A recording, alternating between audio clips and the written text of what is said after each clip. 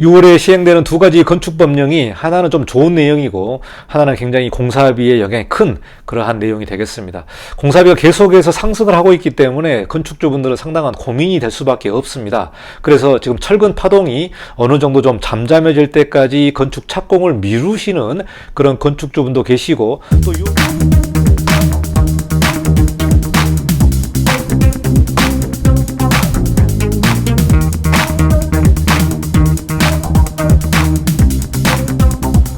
안녕하십니까, 이관용 건축사입니다. 2021년 6월에 시행되는 건축법 소식을 여러분에게 전달하도록 하겠습니다. 자, 두 가지 내용인데요. 하나는 방화 창호에 관련된 내용이고 또 하나는 다중주택에 관련된 내용이 되겠습니다. 방화 창호 같은 내용은 2021년 1월에 여러분에게 입법 예고 나오면서 소개를 한 내용이 되겠습니다.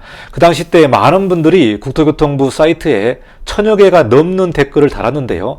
결국에는 이 법이 통과가 되고 2021년 6월 23일 날 시행을 하게 되어 있습니다. 어떻게 시행되는지 좀 살펴보고요. 그리고 두 번째는 다중주택에 관련된 내용인데요. 다중주택은 그 면적이 더 커지게 되는 내용이고 다중주택에 관련된 설계 기준이 어떻게 정해지는지 이 내용을 여러분에게 소개하도록 하겠습니다. 자, 그러면은 이관용의 건축뉴스 6월 건축법 소식을 여러분에게 전달하도록 하겠습니다.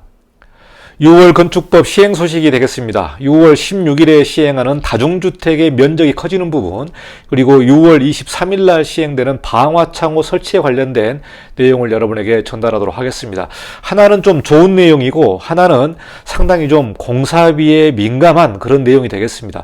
그래서 여러분이 6월 23일 날 시행되는 방화창호 설치 규정을 피하시려면 6월 22일까지 건축 허가를 접수를 해야 되겠습니다.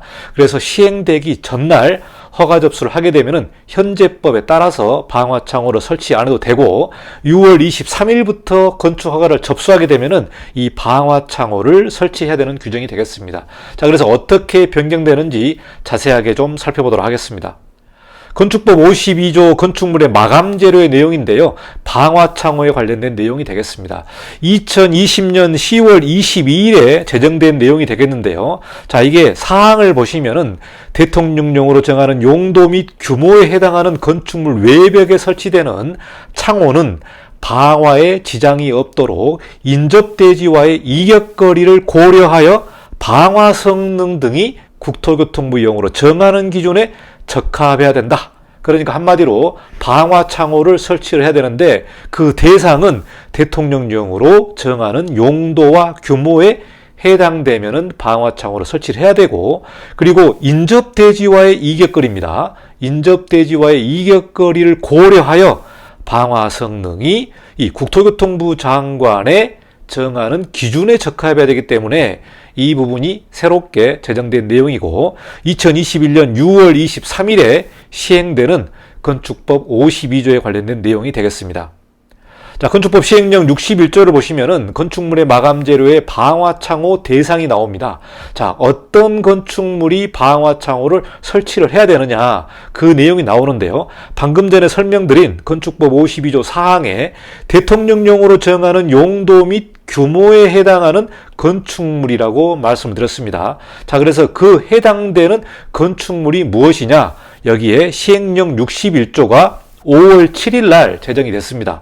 자, 그래서 여기서 보시면은 2항 각 호의 건축물을 말한다라고 5월 7일 날 제정이 되었기 때문에 건축법 시행령 61조 2항 각 호를 살펴봐야 되겠습니다. 자, 이게 용도와 규모에 해당하는 건축물이고요.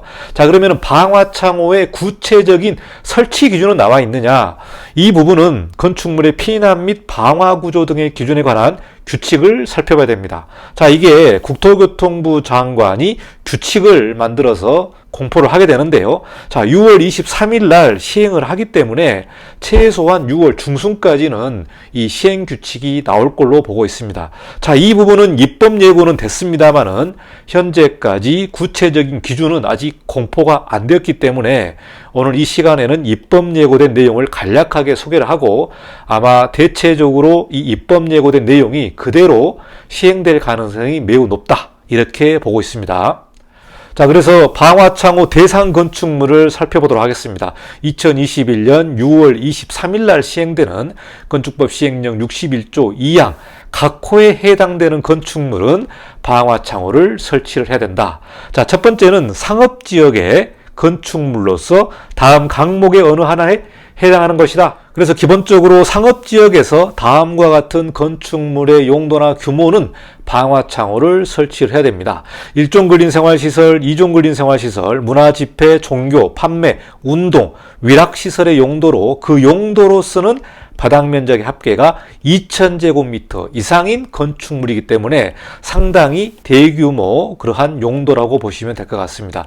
또 상업지역이기 때문에요. 우리가 주거지역이나 준주거지역이나 이런 용도는 해당이 안 되고 상업지역에서 이렇게 용도가 큰 건축물을 설치할 경우에 방화창호를 다 설치를 해야 되겠습니다. 자, 두 번째는 상업지역에서 공장의 용도로 쓰는 건축물로부터 6m 이내에 위치한 건축물은 방화창호를 설치해야 된다. 자, 그래서 이 공장 같은 경우는 상업지역과 조금 거리가 멀기 때문에 이 부분에 대한 내용은 좀 차치하더라도 일단은 1종 근린생활, 2종 근린생활 시설에 2000제곱미터 이상인 건축물은 방화창호를 무조건 다 설치를 해야 되겠습니다. 자, 이 내용은 상업지역이기 때문에 또 용도가 크기 때문에 우리가 이해를 할 수 있습니다만은 다음에 나오는 이 내용들은 일상생활에서 많은 파급이 되는 그런 내용인 것 같습니다. 자, 2호를 보시면은 의료시설이라든가 교육연구시설, 노유자시설, 수련시설의 용도로 쓰는 건축물입니다. 자, 이 용도는 면적이 상관이 없고 층수가 상관이 없습니다. 이 용도에 해당되는 모든 건축물은 방화창호를 설치를 해야 된다. 자, 2호 항목도 우리가 이해를 할 수 있습니다. 자, 그런데요, 3호와 4호의 이 내용이 상당히 파급이 큰 내용이 되겠습니다. 자, 3층 이상 또는 높이 9m 이상인 건축물은 방화창호를 설치해야 된다. 자, 그리고 1층의 전부 또는 일부를 필로티 구조로 설치해서 주차장으로 쓰는 건축물은 방화창호를 설치를 해야 되겠습니다.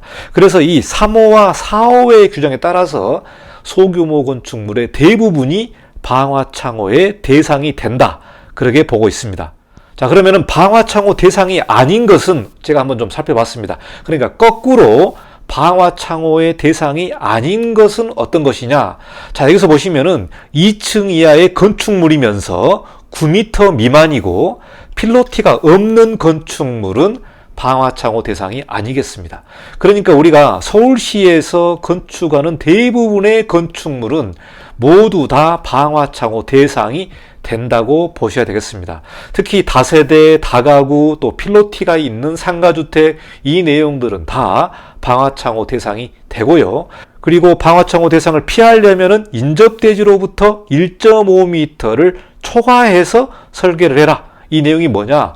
인접대지로부터 1.5m가 초과해서, 그러니까 이격에서 건축물을 안 치고 여기에 따라서 설계를 하고 공사를 하게 되면은 방화창호를 설치 안 해도 된다. 그러니까 이 내용도 상당히 어려운 내용이 되겠습니다. 그래서 소규모 건축물 또 일상의 골목길에서 짓는 대부분의 소규모 건축물은 다 방화창호 대상이 된다고 보시면 될 것 같습니다. 자, 이 내용은 입법 예고된 내용을 제가 1월 달에 소개한 내용이 되겠습니다. 그래서 설치 기준에 관련된 내용인데요.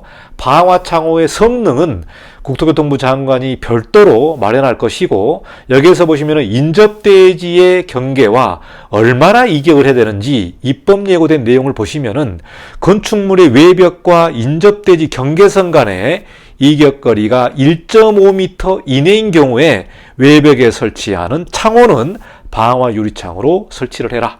그러니까 1.5m 이내에, 즉 건축물의 외벽입니다. 건축물의 외벽과 인접대지 경계선 간에 1.5m 이내니까 1.5m까지 해당이 되기 때문에 여기에 해당되는 건축물은 외벽에 설치하는 창호는 방화 유리창으로 설치하라고 1월에 입법 예고가 나온 건축물의 피난 및 방화 기준에 관한 규칙이 되겠습니다. 자, 이 내용은 이제 어떻게 될지 6월 달에 한 번 더 살펴봐야 되겠습니다.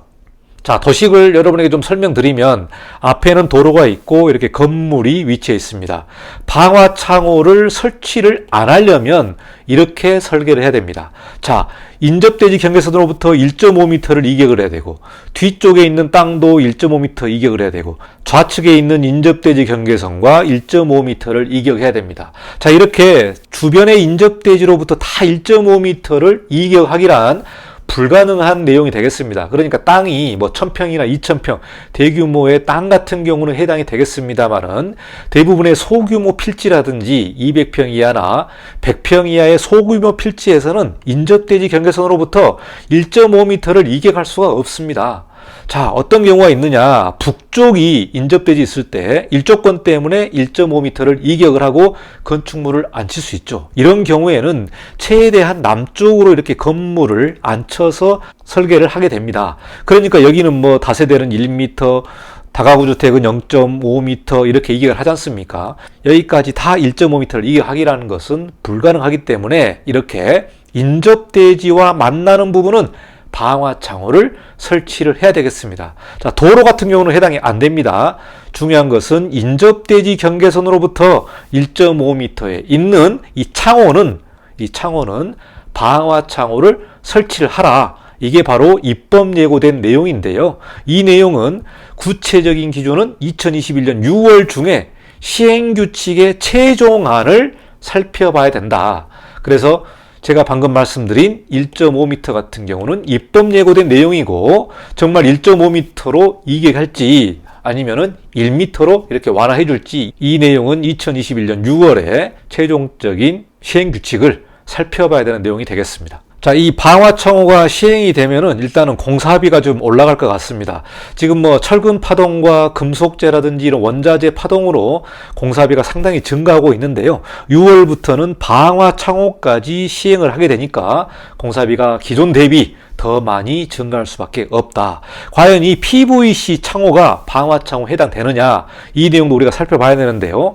상당히 좀 어려울 것으로 보고 있습니다. PVC 창호가 방화창호의 성능을 갖추기란 일단 화재가 나면은 이 불꽃이 어느 정도의 확산이 안 돼야 되는데 이 PVC 같은 경우는 과연 방화창호 성능을 맞출 수 있을지 이 내용을 좀 살펴봐야 되겠습니다. 자, 두 번째는 다중주택 내용인데요. 다중주택이 200평까지 가능하게 됐습니다. 자, 그래서 2021년 6월 16일에 시행되는데요. 다중주택 200평까지 가능하게 되어 있다. 자, 현재로는 100평 정도만 건축을 할 수 있습니다.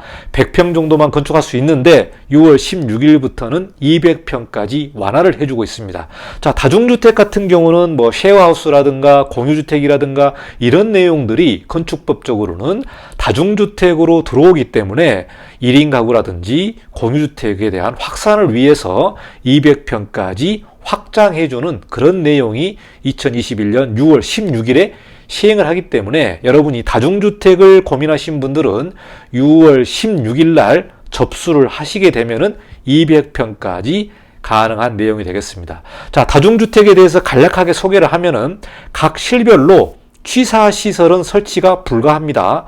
취사시설은 뭡니까? 싱크대가 있고 가스레인지가 있는 게 바로 취사시설입니다. 또 인덕션도 해당이 되겠죠. 그래서 이 내용은 각 실별로 취사시설은 설치가 안 된다. 공동으로 사용하는 공유 주방으로 우리가 사용을 해야 되겠다. 이 내용이 되겠고요. 한 개 동의 주택으로 쓰이는 바닥 면적의 합계가 660제곱미터 이하입니다. 그러니까 이게 200평이죠. 자, 그리고 주택 사용 층수인데요. 3개층입니다. 3개층. 그러니까 3층이 아니고 3개층. 그러니까 층을 3개를 쓰는 게 바로 주택 사용 층수가 되겠습니다. 여기서 지하층은 제외하겠다. 그래서 지하층에 보통 공동으로 사용하는 세탁기나 또 주방이나 커뮤니티 공간을 지하층에 설치를 할 수 있는데요. 이 부분은 주택 사용 층수에서 제외를 하기 때문에 지하는 커뮤니티 공간으로 사용할 수 있는 내용이 되겠습니다. 자, 이번에 시행되는 법 중에 추가된 내용인데요. 1층이 필로티 구조이고 또 주차장으로 사용하면서 주택 외의 용도로 사용하는 층수는 제외하겠다. 이 내용이 나와 있습니다. 그러니까 1층에 필로티를 하고 주차장으로 사용하게 되면은 다중주택의 이 3계층 규정에서 제외를 해주겠다. 그러니까 1층이 필로티 구조이면서 주차장으로 쓰고 주택 외의 용도니까 조그마한 상가가 들어갈 수도 있겠죠. 이럴 경우에는 주택 사용 층수에서 제외를 해준다는 내용이 되겠습니다. 자, 그리고 다중주택의 구체적인 설계 기준은 건축 조례로 정해라, 이렇게 나와 있습니다.